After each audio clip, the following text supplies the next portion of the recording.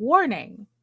The following live broadcast may contain loud, obnoxious, shrill, and alarming noises that might be considered disturbing, if not outright uncomfortable to listen to, especially if you are wearing headphones. I share my office space with an African gray parrot and two parakeets, and I have no control over their behavior while I am live streaming. Unlike my regular videos, where I can have the opportunity to edit them out as best as I can. If you are sensitive to loud, surprising background noises, I recommend either not turning your volume up too loud or watching my edited pre recorded videos instead.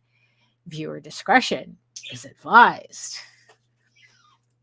Ooh, well, hopefully we won't have too much trouble today. He's busy chewing on boxes now, so so maybe that'll keep him occupied for the 2 hours at least. So hello everybody. Hello for whatever this is. Thank you so much for joining. Who's joining us today? Let me see. Oh, I posted so much stuff. Oh, there we go. Thank you. I try. Thank you so much. Yeah, as you can see in the chat, I have a whole bunch of different Kickstarters, different crowdfund campaigns that are going on right now. We'll probably talk more about them at the end of the show. But for now, it's like if you're joining us right now, it's like, yeah, in the meantime, it's like, you can also check out all of these campaigns that are happening right now. It's like, from all our friends and beyond and above. So you can check that out. So yes, and I see you, my beautiful eyeball people watching me from regions beyond. Thank you so much for joining me today on this rather nice Wednesday, I might add, for a change. Not too hot, not too cold. It's like the sky is clear, so it's not raining, or at least it's not supposed to. I know. I don't think at all. There's not literally not a cloud in the sky.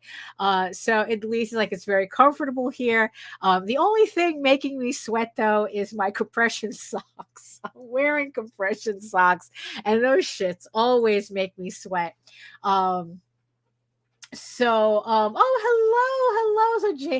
Joseph is here. Hello, and Jake Twister. Hello. Yes, it's on like Donkey Kong. And Gothic Lolita Angel. Hello, welcome from Twitch. Thank you so much. Yes, so many links to so little time. It's true. There's a lot going on. A lot of links in the chat right now. Oh yes, and please excuse this cough that tends to come up for a little bit. I'm still trying to shake off like the remnants of this cold that I had a couple of weeks ago. Never got tested for COVID because I wasn't going anywhere anyway. If I could remember what I said, maybe I could corroborate that or not. So I don't know, Jeff, but welcome, Jeff. So I still have this cough that has a tendency to pop up. I've been feeling like 98% for like the past week or so, and it's like really annoying. I think I don't know. It's like which was more annoying, having the actual cold or having this remnant that's just like hanging on for dear life. I'm still slightly congested, and like I said, I have this cough that pops up here and there, but it's nothing nothing serious, but yeah, so I'm wearing compression socks, which is making me sweat. Oh, that's probably no, my compression socks are making me sweat. So it's like I was reading about how if you sit for more than 4 hours at a time, you really should wear them to kind of keep like like varicose veins and blood clots and shit from I don't know. It's like, all I know is that when I started wearing them, my legs started feeling a lot more comfortable. Also the thing is too, I haven't been working out really because of this cold. So any little bit helps. So so I'm just so it's like, yeah, it helps me I guess like have less fatigue sitting.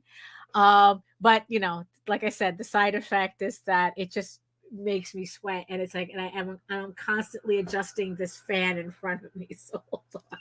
Let me do that. Let me adjust this fan. You know, also let me just check something really quick. You know, so well, hold on. Do. Okay, yeah, it's like okay. So yeah, so I guess you know, I guess yeah, might as well just get hold on, where is my stuff? Oh, I wish yeah, I wish the StreamYard would allow me to organize things a little bit better, you know, instead of just having everything on a straight line. So hello everyone. My name is Daphne Lage, and I'm a cartoonist, illustrator, and comic book artist from New York. I have been self-publishing comics since 1992, and you know what that means. I got nowhere else to go! I got nowhere else to go!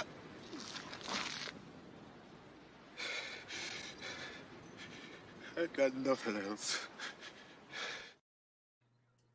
Oh, brother, where am I? And I am known for the furry fantasy adventure Tall Tales, which returns to Kickstarter in 2024 with the story arc, the next story arc, Tears of the Mother, which with a re-release of issues 1 through 5, and the brand new issue 6 of an 8-issue limited series. So keep an eye out for that. And I am also known for my mature audience's medieval fantasy drama EGORAVEN, Aired the First Unicorn, with issue 8 returning to Kickstarter in 2024 as well.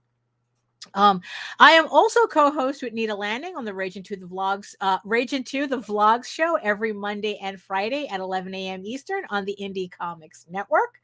Yeah, and you can, in the meantime, you can read both my comics online at Tall Tales, that's TAILS online.com, and egoworks.com, EGOWRKS. And you can check out all my videos on how I make my comics here on YouTube.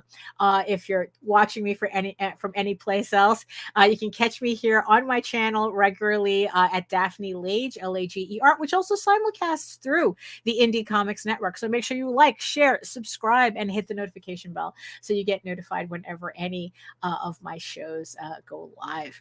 And also, it's like if you are joining me, speaking of regions beyond, if you are joining me from Facebook, come on over to YouTube, join the sexy people in the chat. Facebook has a tendency to kind of act up when it I don't know. It's like it just, yeah, it's like it sometimes it disconnects, and I don't know why, but sometimes it does that. So if you want to have conversations and you're going to keep that from being interrupted, YouTube is the best place to go. Oh, hello, Allison. Hello.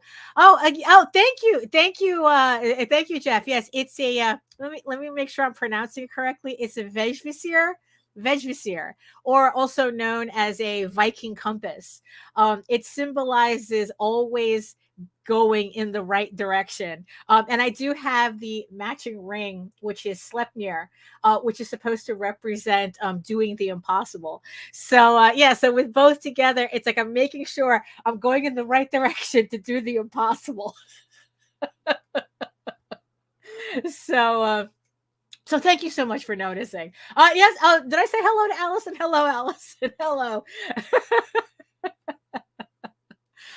Thank you for joining. So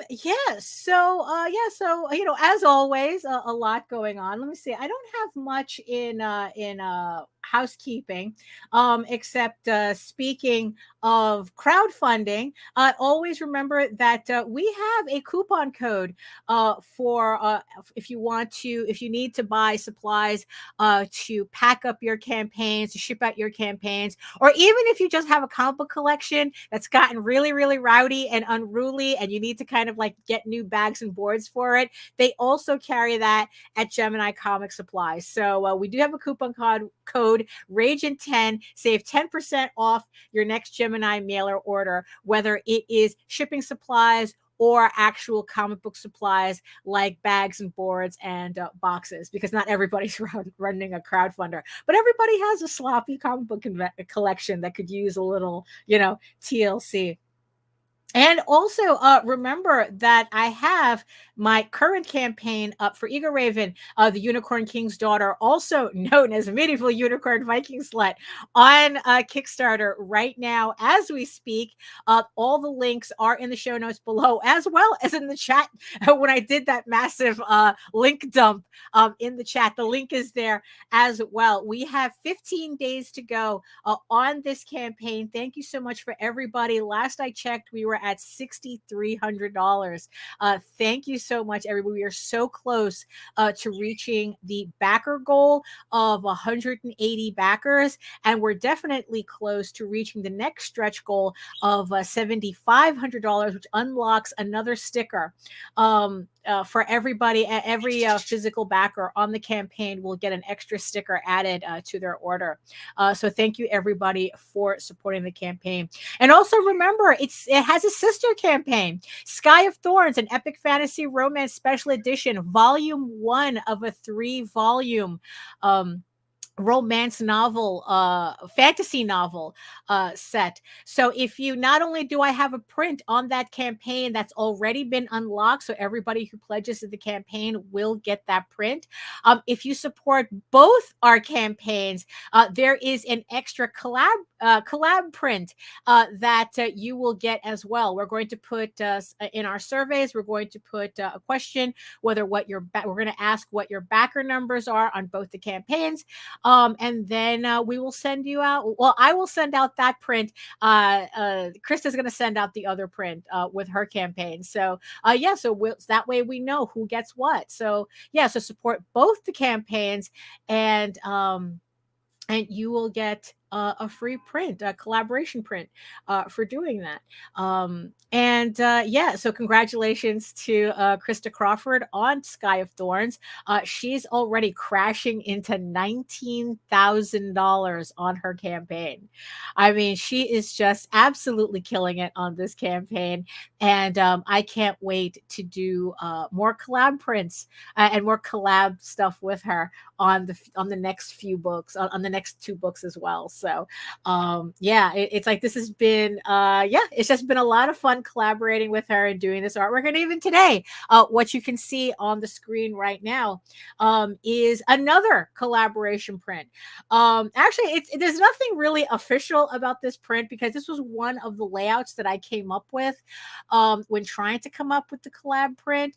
And I went with the other one because it had the ferret in it, and I really, really wanted to draw that ferret, Lemon, her character Lemon. And so this one kind of like ended up falling to the wayside. It's like, you know what? No, I think now is time to bring this print out and get it back out into its its full glory. So we're going to be working on that later. It's like right now I'm just going to like allow some time for everybody to come in and and just it's like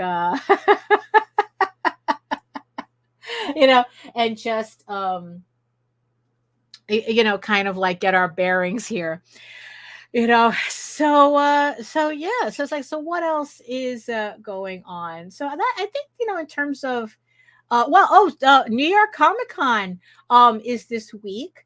I know that Rosario from Unstoppable Comics should be setting up today. There's a whole bunch of everybody that we know also going to New York Comic Con. I mean, I just find it really funny how it's a lot easier for us to meet everybody at Baltimore than it was to get tickets to New York Comic Con.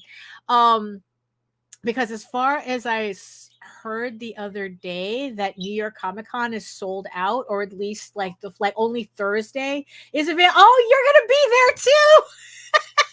You see, it's like, here's a convention in my own backyard.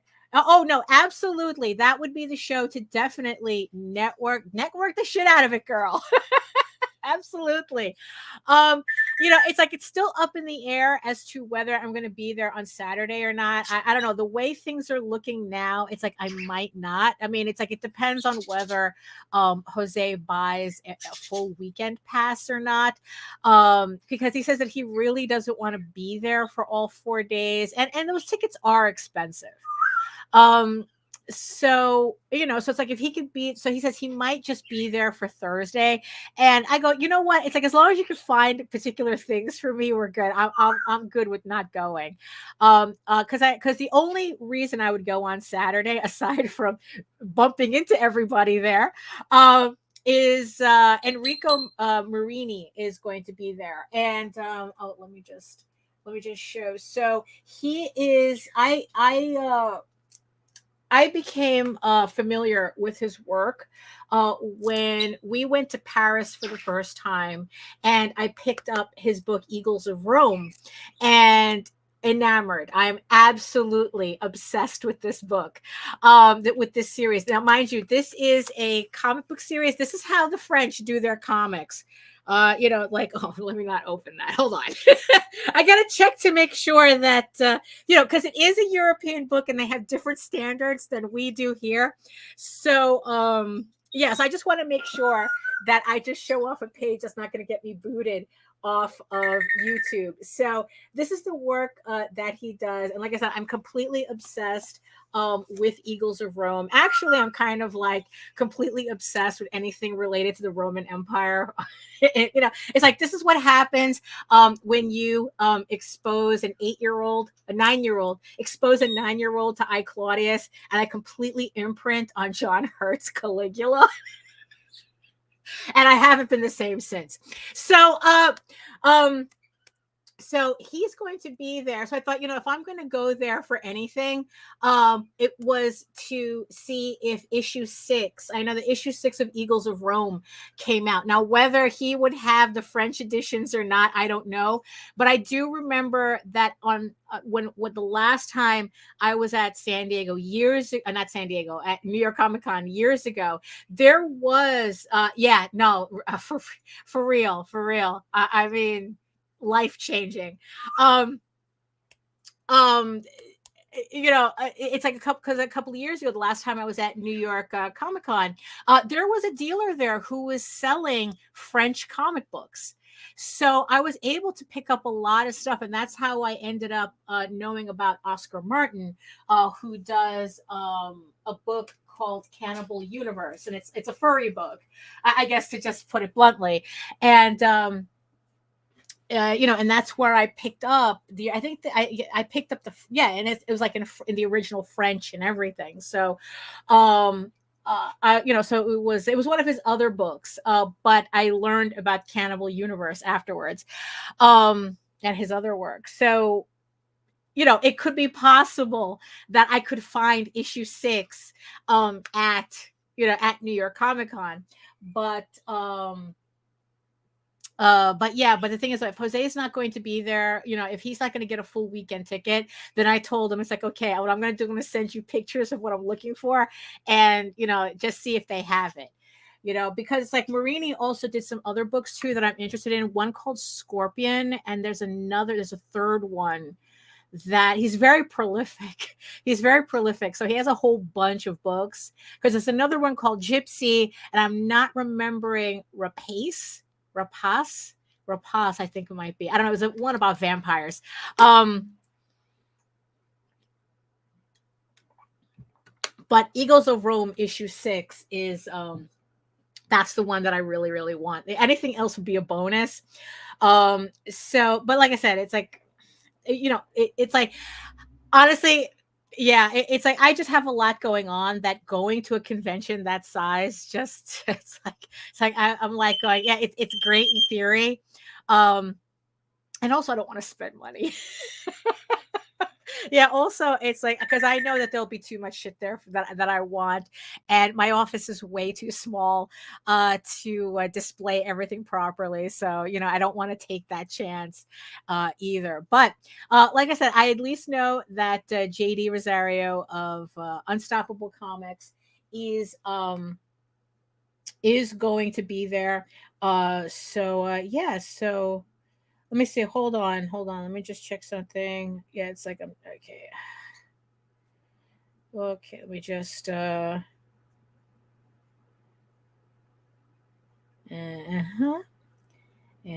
the Sunday tonight.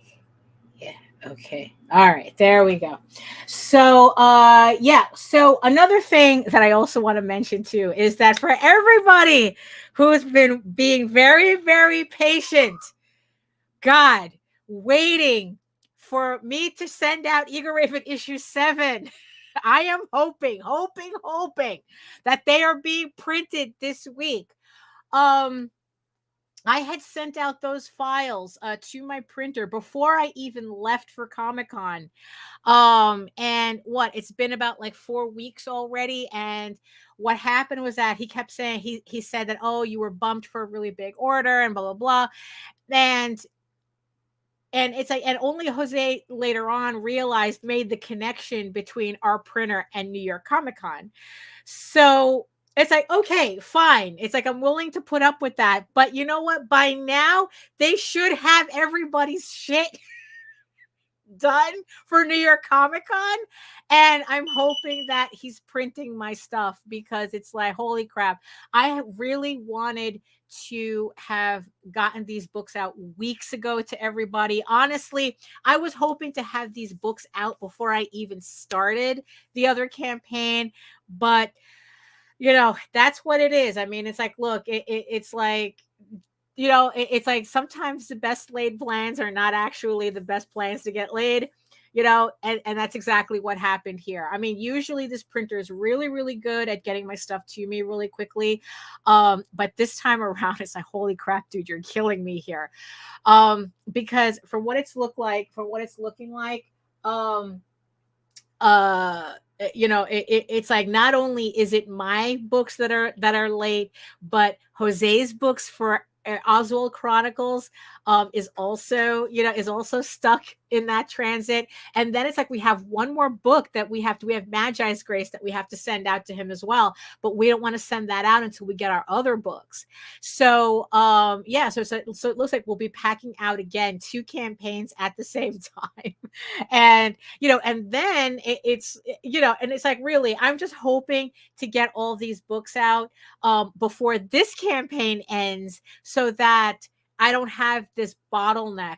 Although look, at least it taught me, do not send in files. It's like, kind of like, avoid October in general when it comes to, like, but even then, it's like, I guess September, October, I guess. But I don't know. You know what? It's like, he should have just scheduled his he should have just scheduled better, if he was getting all these books for New York Comic Con. So also, it's like, I'm just finishing up to setting up the PDFs for that Oswald Chronicles campaign. So if you're waiting for that, I will be beginning to send everything out tonight. Trying to, so at least I'll be caught up on all these things that I should be doing, or I have been doing, or on my list, like my mile long to-do list. So that's so that's also another thing that I'm trying to catch up on as well. It's like, it's just crazy, just like, I really, I look, it's like, look, I always say that I don't run a campaign unless a book is completed. It's a good thing that I didn't say I don't run a campaign until the previous one is fulfilled, because I wouldn't have been able to have done that. I mean, it's like, there's only so much that I can have control over. And and anybody who runs a crowdfunding campaign, it's like, there's always going to be those ducks that you got to go chasing. But the thing is, though, is that, like, in the end, when you're running a campaign, or a campaign is finished, no matter what happens, ultimately the responsibility falls on you to make sure that you're getting everything that you need. That's like, if there's artists that owe you things, if there's people that owe you things, or it's like, there's, it's like, okay, you gotta send stuff to different printers, to different manufacturers. You're the one that has to keep track of that. It's like, if an artist owes you something and you don't contact them on the regular to keep that, just like, it's like, they're going to be moving on to the next thing until you contact them. I mean, so it's like, you got to make sure you got to be on top of everybody. But that's just a general that's just a general thing that I'm just discussing. It's like, yeah, so it's like, So yeah, so not only as the campaign, the person running the campaign, creating the campaign, it's my responsibility to be on top of everything and to constantly harass my printer as like, where's my shit? But also to make sure that I'm telling everybody what's going on. I've already sent updates. If you back the campaign, you probably already seen the last couple of updates where I said that the printer said this and the printer said that, you know. Ooh, did I freeze?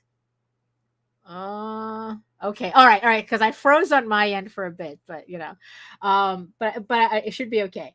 So yeah, so I'm sure you've gotten those updates, and every chance I get, I just mention it again on the vlog because it's like, you know what, honestly, the situation kind of has me a little uptight.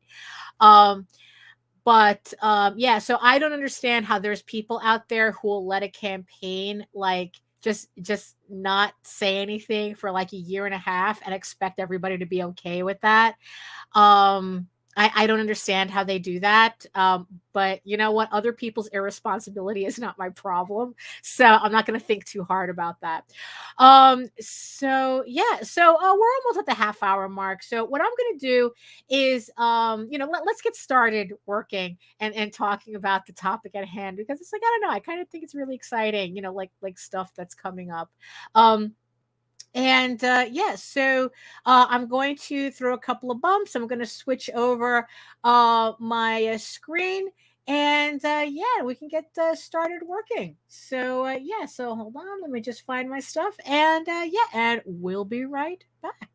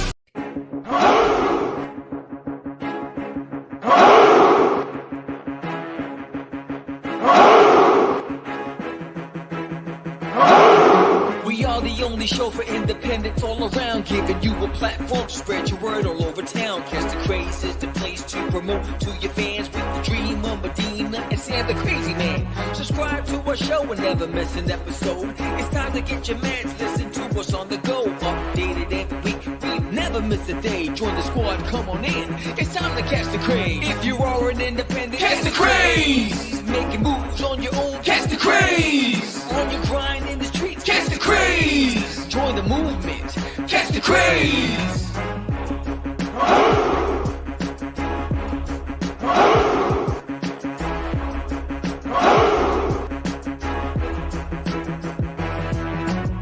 Yeah, George, we did it again. Come on now. You know you want to do it. Catch the craze.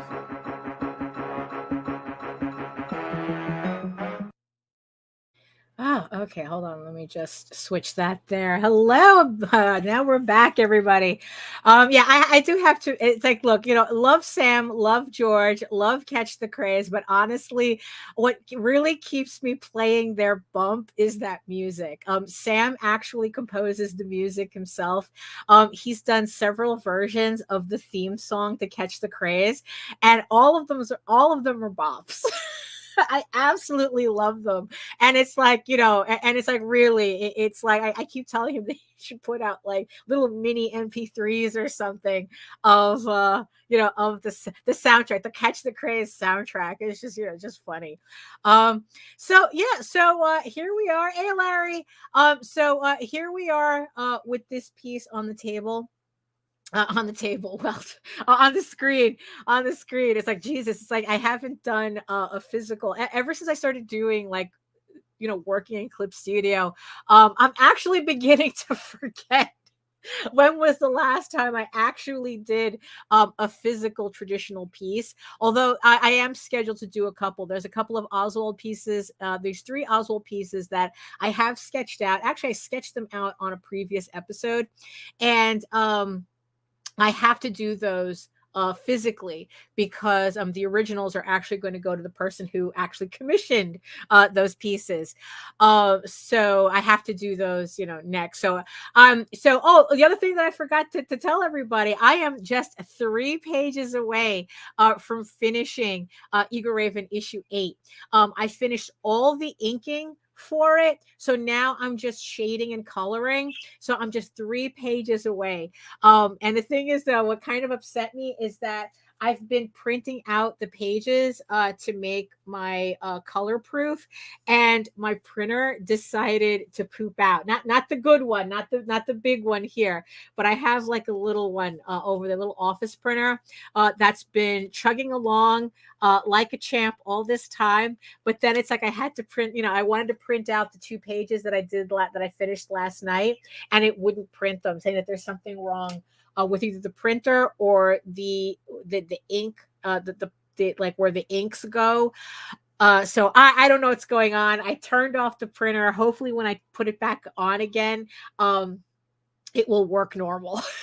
So I'm hoping it's just one of those things where if you just allow a printer to sleep for a bit, and then it will work when you turn it back on again. So it's like, yes, it's like I literally am doing the time old, it's like, did you unplug it? Did you turn it back on and off again?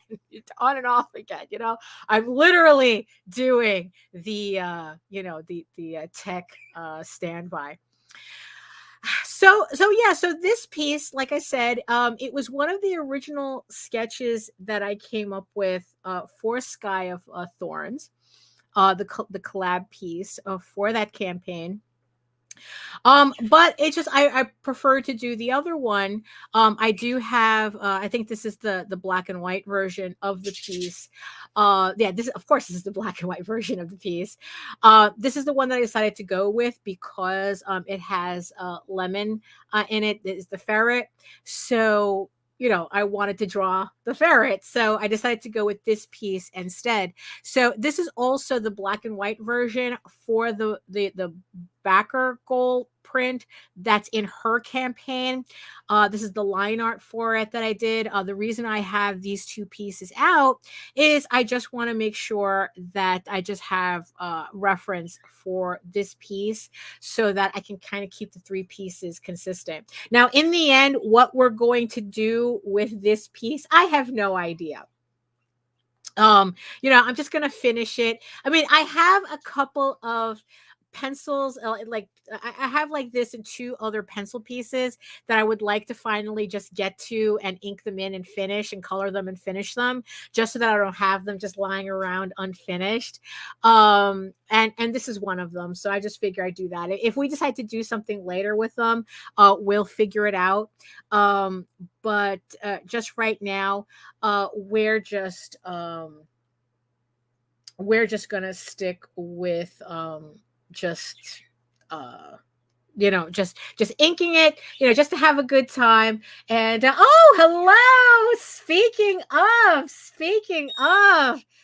so here's the lady of the hour, Fleur de Villainy, also the pen name of Krista Crawford. So yes, so it's like it's her campaign that this piece is based on. And like I said, once I'm done with it, then maybe we'll figure out something to do with it or not. So I don't know. Right now we're just having a good time. So I'm just trying to remember what I did, how I worked this. Oh yeah, okay. So I did the background separately. Right. Okay. So, and then this is so this is probably my ink layer. Okay. Okay. So, okay. So let's see. So Michael says, hello, I have a question about whether the way I package comics for the mail is safe for the books or if there's a better way. Well, we can do that too. We can do that too, Krista. It could, for all we know, it'll just end up on your wall and we're good. Well, it depends. I mean, how are you packaging it? Because it's like there's pretty much standard ways of packaging. Hold on, I just want to make sure. Let me put these in a folder first. Okay, so then I can kind of control all of them at the same time. Because what I want to do is there we go. So I want to lower the opacity so that the lines are a little bit more faint. So then, I don't know, they don't distract me too much when I'm inking. So, okay. So, I mean, it's like there's pretty much a standard way of now. It's like in the end, you want to package when you're sending out books from any crowdfunding or just however you're selling your comics or whatnot. The whole point is that you want to make sure that the books arrive in pretty much pristine condition. We actually had an incident the other day where the package got completely soaked. It was raining. It was during this time about a week ago where it was like raining for like 5 days straight. The mailer soaked complete through.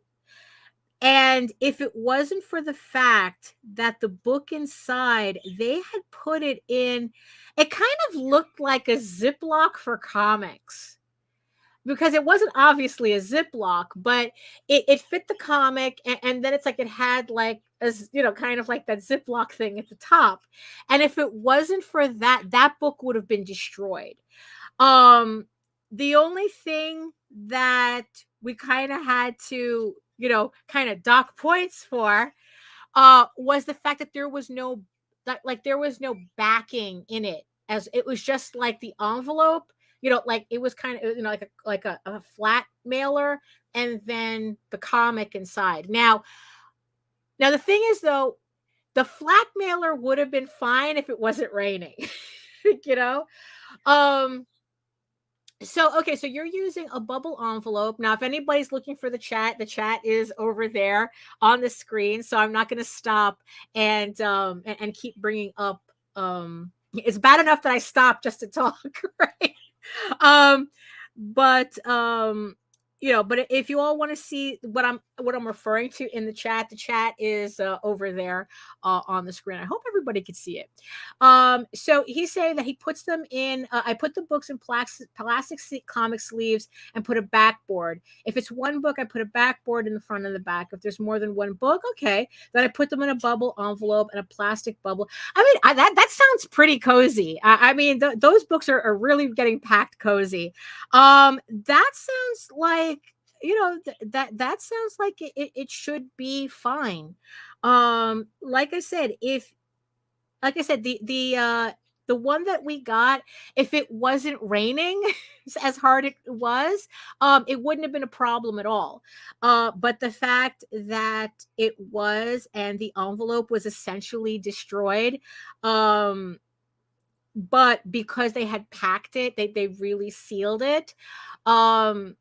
It survived the experience. But that sounds like it should hold up. It should hold up if, like, say, it gets rained on or something. So I don't know. It's like, I think, because also the thing is too, you don't want to go overkill. You don't want to spend. It's like it's like you want to be able to like do like a basic pack out on your books, without feeling like like that's a whole other expense. Because you don't want to go overboard with it. There we go. Hello. Welcome, everybody. Visenia has deemed me worthy of being rated again. Welcome. Welcome. It's like, you know what it is. I told her that it always makes me feel good when when I get rated, because it's a nice way to kind of like, it's like you get the hype train going. It's like, yeah, we're working. It's like we're doing art, man. you know? you know so welcome everybody, yeah. Right? So welcome everybody to my stream. Say hello everybody to Visenia and her gang from Twitch. Yeah, and we're just working today. Everybody else is preparing for New York Comic Con, and I'm pretty much staying home. So that's right, let's freaking do art, baby. That's right. you know So, but yeah, Michael, it sounds like, it sounds like the way you're packaging your books is is pretty okay. I think so. Okay, I see what I did there. Okay, because again, it's like I have those other ones open so that I can keep the consistency, as much consistency as I can. But yeah, I think you're fine. Like I said, it's like if it sounds like it can withstand being rained on, you should be okay. you know but yeah, but also, just keep in mind too, is that sometimes, it's like you can package something the best way possible, and you know the post office will figure out a way to damage something on the inside. And and it's like, and when that happens, it's like, just be cool with the people who are saying, it's like, hey, my stuff arrived damaged, and can you replace it? And it's like, in the end, it's like, what, it's just easier to just unless it's something limited edition that got damaged that you don't have any of, then I guess it's like that's going to be between you and the person as to how you're going to replace it. But yeah, but it's like, but in the end though, it's just like, if you package it as best as you can and something still gets damaged and somebody complains about it, just replace it. I was watching a video the other day from some guy, not some guy, I mean, he runs a sticker business on Etsy, and he was answering questions about it. One of the questions was, it's like, oh, how do I know people aren't trying to scam me, for like free stuff? And it's like, and in the end, it's like he said, it's like, well, technically you don't. All you can do is just try the best you can to just satisfy the customer, and you know what, and in the end realize that it's like fighting with them is not worth it, especially in his case where they're literally fighting over stickers. And it's like, he goes, really, I don't, it's like, just send them replacement stickers. It's not that big of a deal.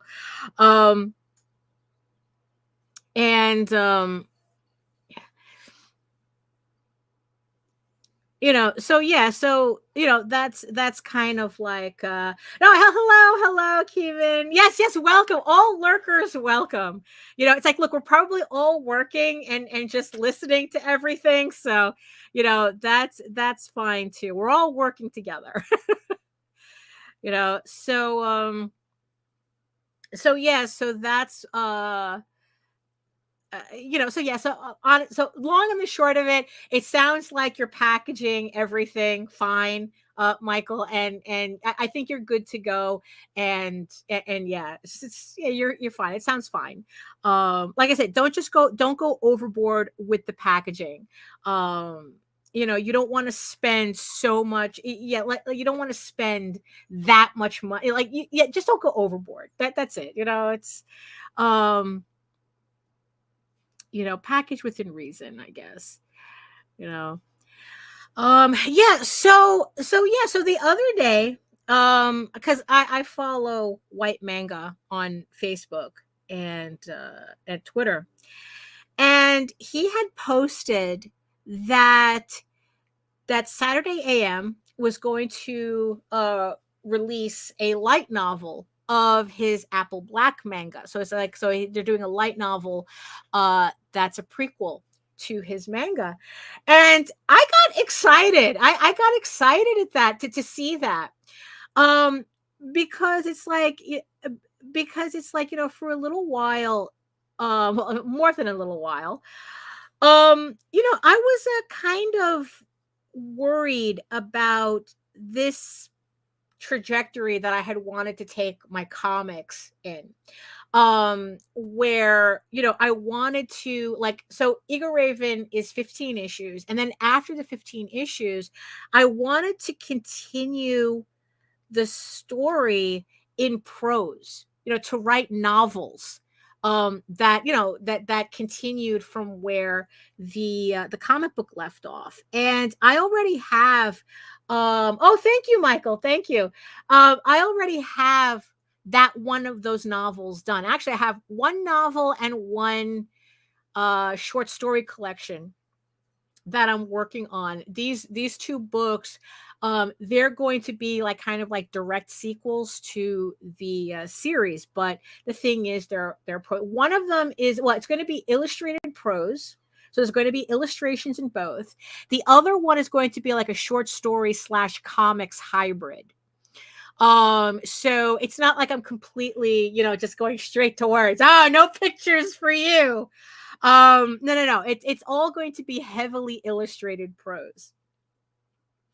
And I was always worried about, like, oh, it's like, would people who read comics actually make that jump to so here's Brian. Look, an example of for a very fine example. He says, I'm making this transition from comics to prose right now, over halfway done with the first novel. Ooh, 80,000 words. Very nice. My first novel's around 68,000. I've had it done for a while. It's just that until I'm actually like closer to finishing the comic series, like actually like working on the novel is kind of been on the kind of the back burner thing. Like I haven't even started getting people to like start reading it yet. I guess like with the beta readers, I haven't even started that yet. So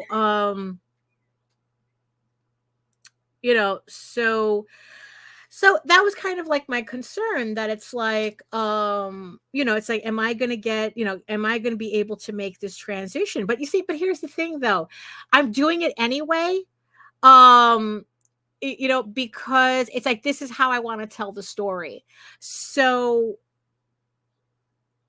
so it's like, regardless of whether people want this or not, this is how I'm doing it. I know it's like the antithesis of every marketing thing you ever hear of, to kind of like, oh, you have to cater to the market, and you have to, even if you write for yourself, you still have to like consider what can the market bear. And I'm like going, fuck the market. I'm just writing this. And if people like it, they like it. If they don't, they don't. Right. But here's the thing though. I might not be totally off. Because especially like this past year, and what's funny is that I remember when Brian was doing that transition as well, but I started seeing more and more comic people doing this. What was her name? Madeline Rosing. She does Boston Metaphysical. She has a novel and an audiobook. Ilsiador, I think that's Matt Knowles. He has a novel and an audiobook that goes with his Heirs of Ilsiador book. I'm pretty sure he does. Or at least he has like, I think he definitely has an audio opera that goes with it or something, an audio rock opera. So it's something, something like that. And then it's like, and then it's like, there was another one called Mandrill PI, which also he has a comic and a novel.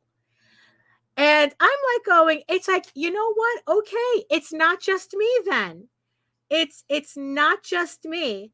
So so the more I started seeing it, the more it's like I said, not that I wasn't going to do it, but oh, hello Jason, hello. Um yeah, so it's not like I wasn't going to do it, but it was just really nice. It's just really nice to see like I'm not the only one. Like what I'm thinking about is not special, and that's exciting. That's exciting because it means that the road is already in front of me, you know, in terms of doing that. So so I just feel more confident at being able to do that. And then when I saw that Saturday AM are now going to start publishing their own light novels, based on their comics, their manga, it's like, you know what? It's like, what? I'm doing fine. I'm doing fine. It's like I'm definitely don't have to worry about this road that I'm on, because it's like obviously this is something that a lot of people do, and especially when I offered to do this collab. I threw myself at Krista. Let's do a collaboration. And I started researching all these like romance novels and whatnot. And I know I spoke about this before, but it's like the overlap with traditional like people printing traditional novels and manga and anime was just really funny to see, because a lot of these, like, New York Times USA Today bestsellers. I guess USA Today is more genre friendly. That's why there's so many of them on Kickstarter. It's like a lot of them, they have like chibi stuff on the chibis of their characters in their campaigns. Like they offer them as stickers and pins and whatnot. And, and it's like, hey, wait a minute. Like even these women writing novels have chibis all over their campaigns. So like I said, it's like, what's the Venn diagram, right? So it's like, could I get novel readers to read comics just like, like as comic readers, we're also reading novels. So, and then it's like, it kind of got me thinking, as well, that it's like, what's funny is that like usually there's all this talk about, oh, how do we get more comic book readers? How do we get people to read more comics? Oh, do we have to be in retail stores? Do we have to be in comic book shops? Do we have to be at conventions? Is like, oh, hey, Joe. Oh, Joe, that's right. I haven't played the clip in a while. So hold on. It's like, so the chat here is going to blip a bit when I find it. I don't know who it is, but it probably is for Hogwarts guys. I asked my friend Joe, I asked my friend Jake. They said it was for Hogwarts guys. Wow, there we go. Tradition. Oh, bye, Space Craig. Have a nice nap. Yeah, I haven't played that in a while. I know, right? So what was I saying? Hello, Kiford. Write your book. Write your novel. That's what everybody's doing. All the cool kids are writing novels now. That's what's going on. So I was thinking about this whole thing about, like everybody going like, oh, it's like how do we get people to read more comics and this, that, and the other thing? Do we have to be in previews? Do we have to be in stores? It's like, do we have to be at comic book conventions? It's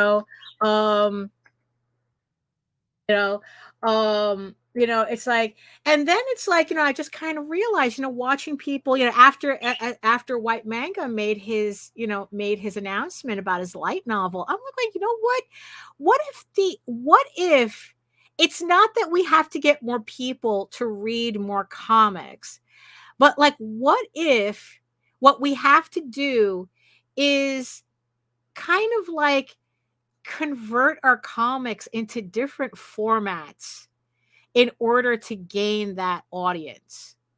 It's like, so what if, what if it's like, what you need to do is actually write a novel based on your comic, and and it's like, I don't know, it's kind of like hey, wait a minute, kind of like, let me let me think about that, for a bit, because because it's like, yeah, it's like, it's like, because, well, okay, so here's the thing, though. It's like I understand comics, novels, movies, television, the whole thing. They're all different mediums. It's like, and just because you could tell the same story doesn't mean you're really telling the same story. Um, you know, and and the thing is, though, is that you know, well, I don't know, Larry, because the people that I'm seeing doing both novels and art they're still getting art. They're still getting the comics done. It's just that now you could also get it as a comic. I mean, as a novel as well. So although funny that you should mention that, because that was something that Jose always talks about, that if for some reason he wasn't, like, if Jose wasn't able to get any more artists for the Oswald Chronicles, say, like, for some reason he just couldn't pay anybody anymore, right? And he had to stop doing Oswald with artwork. He said that he would just write prose, that he would just continue writing it as prose, because in the end, that's how Oswald started. So technically, he would just be going back to his roots when it comes to when it comes to the book. And the question is whether a lot of comic creators, they have that same out. But back to my thought, though. So like I said, I understand that each thing, novels, comics, it's like, television, movies, they're all different media. You can tell the same story, but the thing is that the story changes as it transitions from media to media. That's why, I'm one of the book is better assholes type of thing. But the thing is, though, it's like, that's kind of unfair when it's like you're comparing a movie to a book, because a movie has limitations, as ironic as that sounds, that a movie has a lot more limitations than a book has. Honestly, I personally, I think that novels probably have creatively have the most options available in terms of being able to tell your story. I think that prose has the most options. And then as you move to different mediums, then it just depends on what, like with a movie, you're constricted, you're constrained by time length, you're constrained by budget, you're constrained by the quality of special effects if you need it.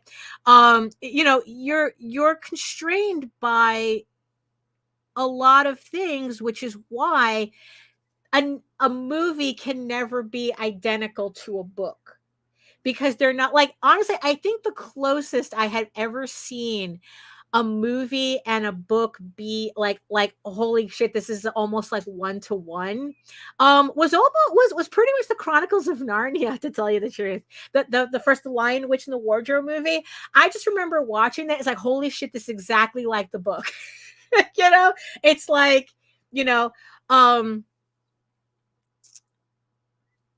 and it's like,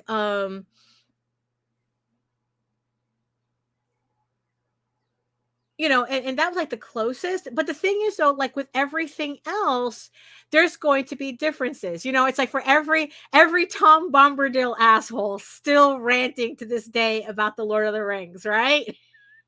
Peter Jackson's Lord of the Rings. It's like, holy shit, let it go.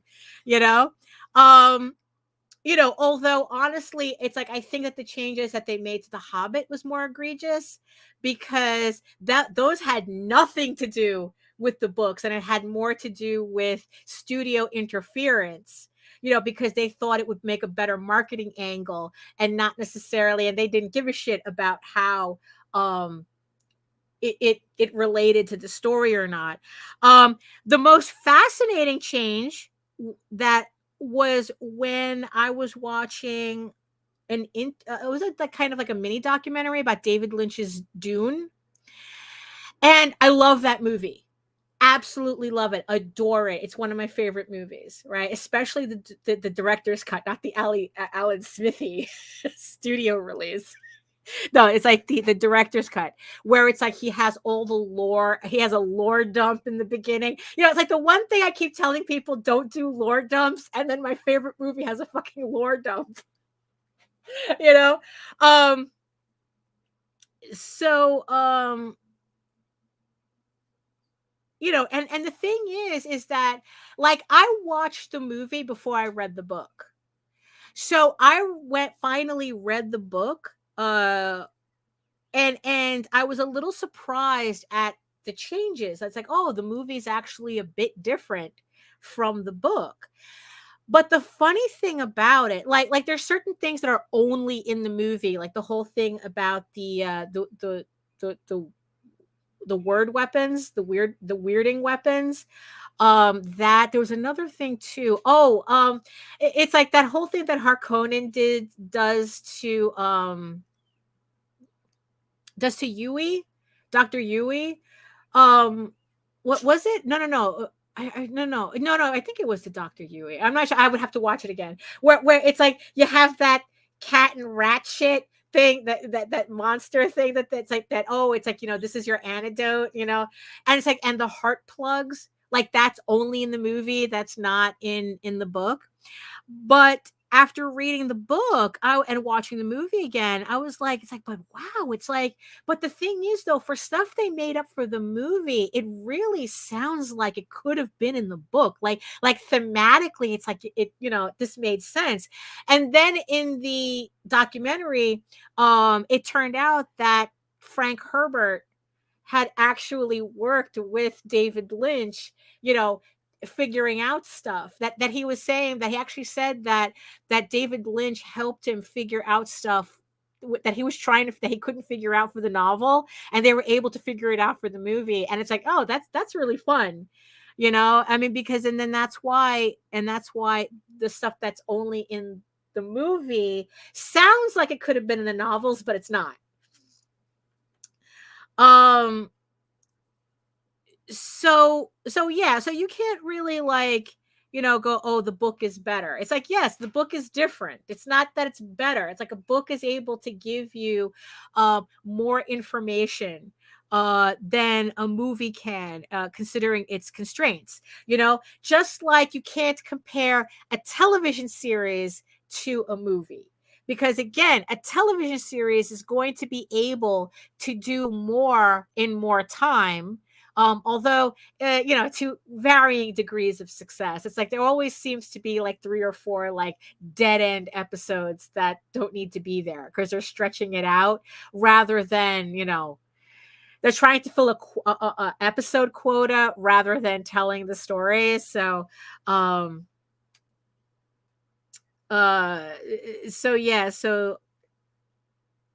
that's, yeah. So telling a series, a television series is going to be different from a movie, is going to be different from a novel, and the novel is going to be different from a comic book adaptation or just a comic book version, of it.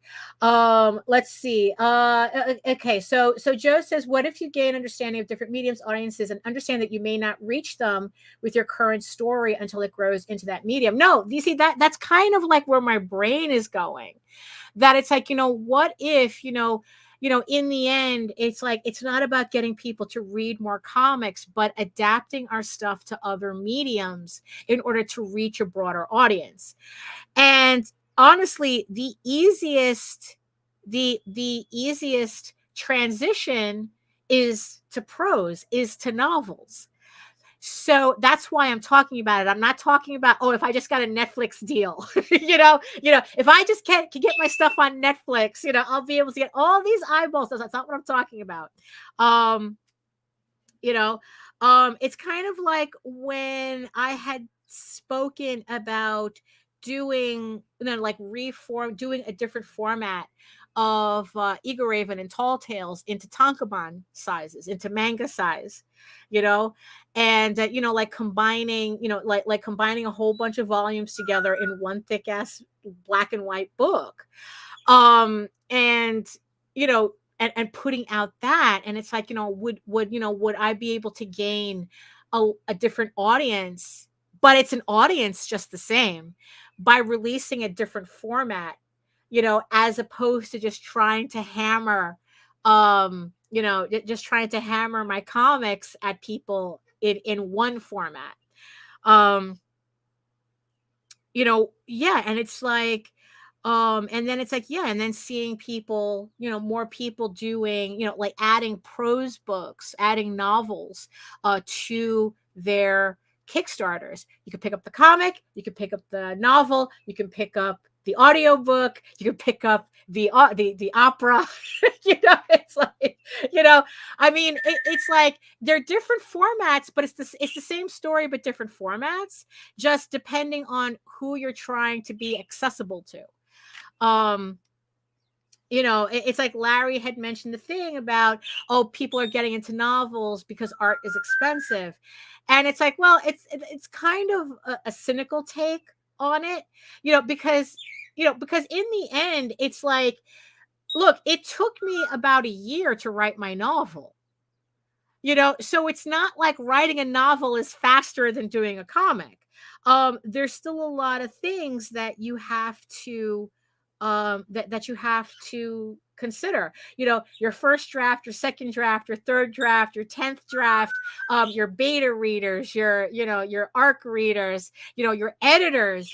It's like the amount of cycles that a novel can go through before it finally reaches its final evolution. It turns into, before its final digivolve. It turns to a final Digimon phase. I mean, it's like, it's like, it's not like this is a shortcut. That's the ironic thing about it. It's like, comics isn't easy, writing novels isn't easy, and certainly making movies isn't easy. So it's like, so to say that, it's like, oh, they're just writing novels because art's expensive. It's like, that's quite a commitment. It's like, I don't think you're really saving money on artwork by doing a novel, because it's like, there's a lot of, there's still a lot of moving parts to that.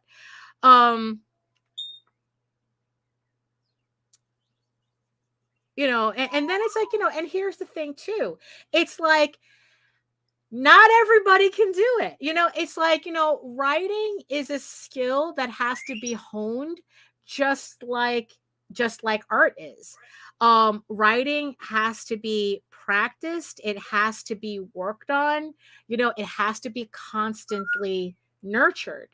It's like, you just don't come out of the gate writing a novel. I mean, I guess you could, but you're just like with a comic, but is it going to be any good? If you don't know how even like the basics of even, like if you even know the craft, do you even know the craft of novel writing, of prose, so yeah, so it's like, yeah, so it's like, I do challenge the way it sounds, that it's like, oh, it's just an easy out. And it's like, no, it's not. It's not. Like I said, it took me about a year to write my novel. And like I said, I'm still on the first draft, but that's because I'm doing other things first. It's like I had the story for the novel just came together at a time that I had to write it, regardless of whether I was going to release it or not. Because, like I said, this book is a direct sequel to the 15 issues, so I have to finish that first. So,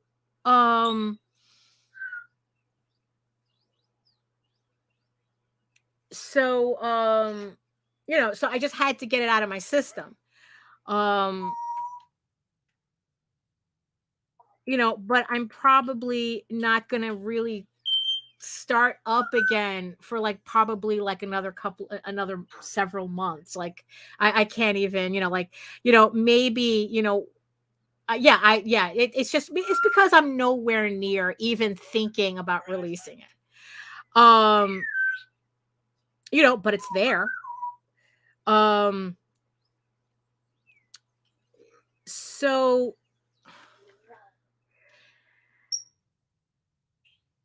so it's like, I forgot where I saw it though. Oh, I think it was when Wendy and Richard Petey were talking about how they were going to be re-releasing the novelization for the first ElfQuest trade. Because I remember getting that. It's like it was originally printed by Playboy Press, and I guess it's been out of print for a while, and then they're going to re-release it. And it's like, and it's like, forget that. Did you guys grow up reading movie novelizations? Do they still do that? Because it's like, I remember that was a huge part of my reading, is movie. If a movie came out, I always got the movie novelization. Love those. I love the shit out of those. My favorite ones were the novelizations for Mad Max Beyond Thunderdome. Loved it. I loved the novelization for The Empire Strikes Back. Love that one. Oh, and the novelization for Indiana Jones and the Temple of Doom. I remember reading those, and it's like I just absolutely loved it. I loved it better than the movies, because I think like, it was on Joe Linsner's. Joe Linsner had posted, I guess, the final pages, because he had the novelization for Escape from New York, and he just posted up the last couple of pages, and I got hooked reading those. I got hooked reading those last pages, fucking Snake Plissken, and I just got completely hooked again. So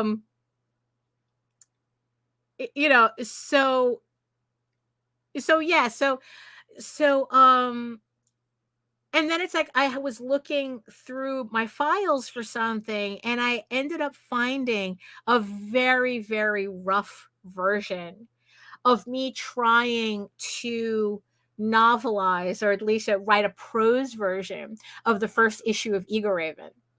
And it was the first scene, and I had kind of like the really rough start of a prose, of doing that scene in prose. And I'm like going, you know what? It's like, I got to put this on the table. I got to put this back on the project list. Because I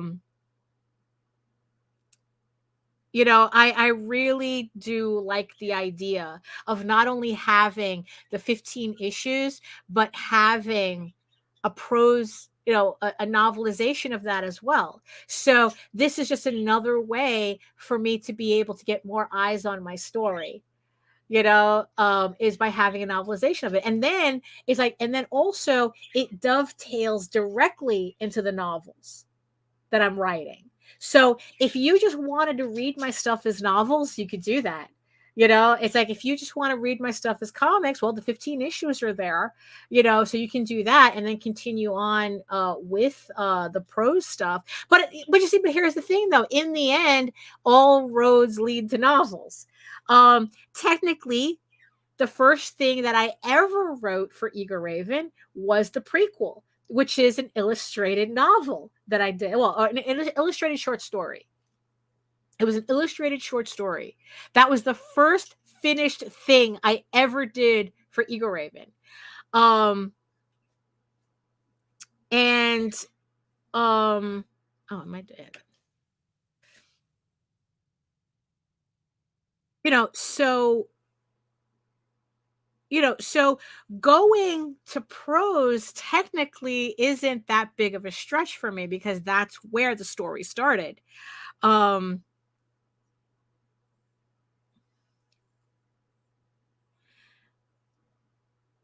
It's like, I'm just, so it's like, I'm just really just kind of relieved, I guess. I don't know. It's like, to kind of see that other people are doing that other comic book people are doing that they're offering that, as they're doing that as an option. Now the thing is though, is that, here's kind of the thing though. Again, we're talking about different mediums, right? So here's the funny thing about the real reason why I did, the real reason I did the novel sequel that I did last year, right? Is that I thought about doing it as a comic. But the thing is though, is like, the amount of time it would take me to actually tell that story, it wasn't feasible for me. It's like, that's a lot of time, so it's like, it literally was faster for me to write the novel, but here's the real difference as to why that story for me only works as a novel. Because knowing the medium, knowing the comic book medium, right? Or especially the way I like to refer to it, right? Is that, because I'm not somebody who's into fucking navel gazing, slice of life type of stuff as a comic, because it doesn't make sense to me. It's like, comics are a medium that you could do anything in. Why would you want to do a story about some people sitting in a coffee shop moping about how shitty their lives are? So I don't understand. It's like, you could have just as easily just written a short story and gotten it over with. But the thing is though, is that with the story Cult of the Wolf, which I'm pretty sure I've mentioned this already, right? Had I have done it as a comic, I technically would have to tell a different story, because the comic would have to be obviously more action oriented. And then like all the navel gazing and the romance stuff that I have in it, that would be like all the way in the background, because because it's like, in a comic, spending too much time on that slows down the pacing. But in a novel, I can go hog wild with that shit. And it's like, and in fact, that's the point of the novel. You see, if I did it as a comic book, the story would turn into EGORAVEN fights a eldritch witch with the help of a werewolf clan, and it's like, and that would be the story, but the novel, the premise of the novel is that, what happens when EGORAVEN's trying to seriously pursue a relationship with Daniel, and a third wheel pops in the form of a banished god that ties himself to her. That's the story, in the novel. That kind of wouldn't be the main story in a comic book, so that, so it had to be a novel for me. it's kind of, and I wouldn't do it as a comic book because of that. You know, look, Joe, I really don't like Will Eisner's stuff. I hate to say it. I really don't. I really don't. I took 2 semesters with him, and it's like, yeah, okay, I get the principles of storytelling. All right, I get that. But on his own, I really don't like his work. I really don't, because it is slice of life shit, and I don't give a shit. You know, I mean, really, it's like, why do I give a shit about how people lived in New York in the 1930s? I don't. I really don't. So his stories don't interest me. The spirit doesn't interest me. You know, and it's like, you know what? I don't give a fuck if anybody comes after me about that. It's like, fuck you. That's just my opinion. Sorry, Jake. Sorry.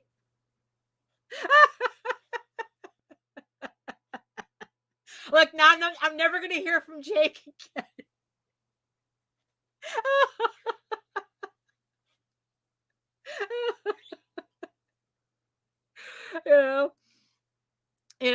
I mean, no, it's like, look, as a teacher, he was good. Like I said, I learned, I really, that's where storytelling really clicked for me, was in his class.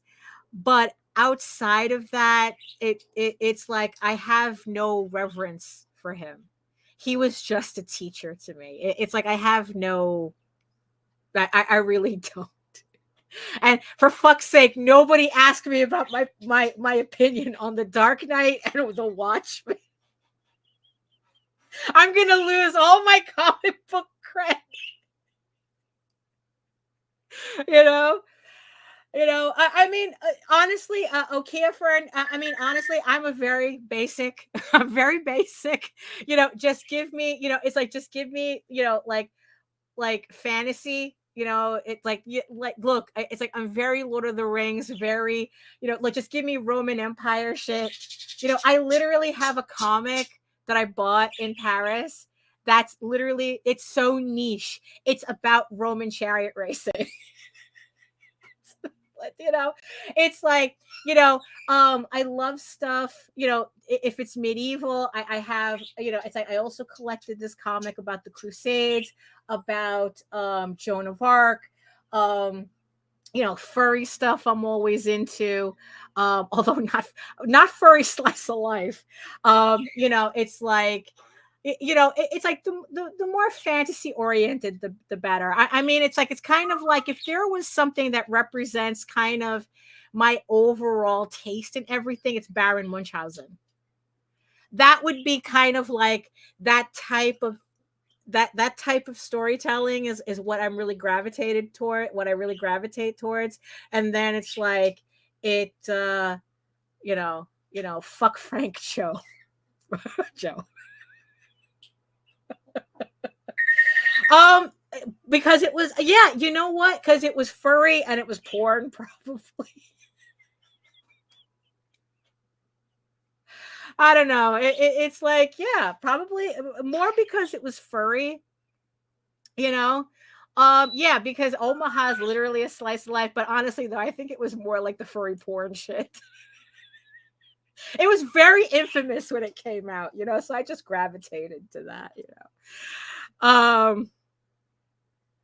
Yeah, no, but I don't like Frank Cho either, but only because I just kept reading over and over and over again that he's an asshole. So it's like, you know what? I'm not going to bother with him.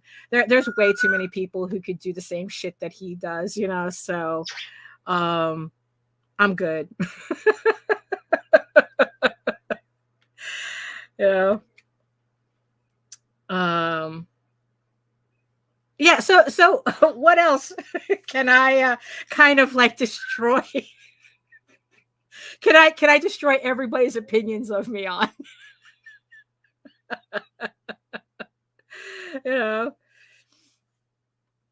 Oh my goodness.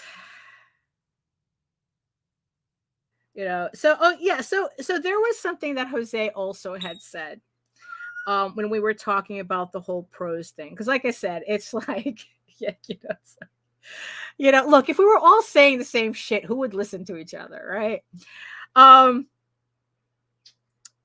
When we were talking about the prose thing, and like I said, that Jose had said that if he had to stop buying artwork, he could just transition to prose without a problem. That's just what it is.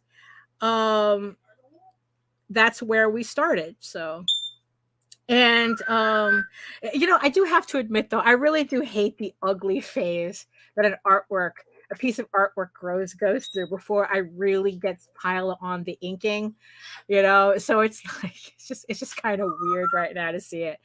Oh, hello Melissa. Hello. It's like I started writing a novel of one of my story ideas once, but I'm terrible at writing action scenes when I'd rather just draw the horrible stabbing and maiming going on. That is yeah, that's a trick. That really is. I mean, because the thing is though, as comic book artists, we know that stuff works better visually, right? The most disappointing scene I have ever read, right? The most disappointing scene when we're talking about transitioning from, this is why you cannot compare movies to novels to their movie counterparts. Silence of the Lambs. It's like, Silence of the Lambs, the movie, that shit won Oscars for a reason, and it was the scene where Clarice is in her final confrontation with Buffalo Bill, right? Very suspenseful in the movie, right? I read the book, and that shit I don't think was even like a couple of lines, that entire scene, and it was just like, oh, that's it. I kind of remember it. It's like the movie was able to really, really get the tension and, and it's like that sense of dread and whatnot. But then when I read it in the novel, it was just kind of like an anticlimactic experience. So I guess don't feel too bad if you can't write those scenes, because obviously he couldn't either. I forgot the author. For Silence of the Lambs, because I remember being incredibly disappointed when I read it, because it didn't give me the same feeling that I always get from watching the movie. So yeah, so it was just kind of like it was just kind of like a funny thing to realize, because that's that. But in the end, it's like that's why those are hard. And it was funny was that's one of the scenes in my book that even now I kind of question, oh, is it interesting enough as an action scene? Like I said, I haven't had anybody beta read it yet, so I don't know. It's like I'm very much more comfortable writing character interactions than action scenes in a novel. So I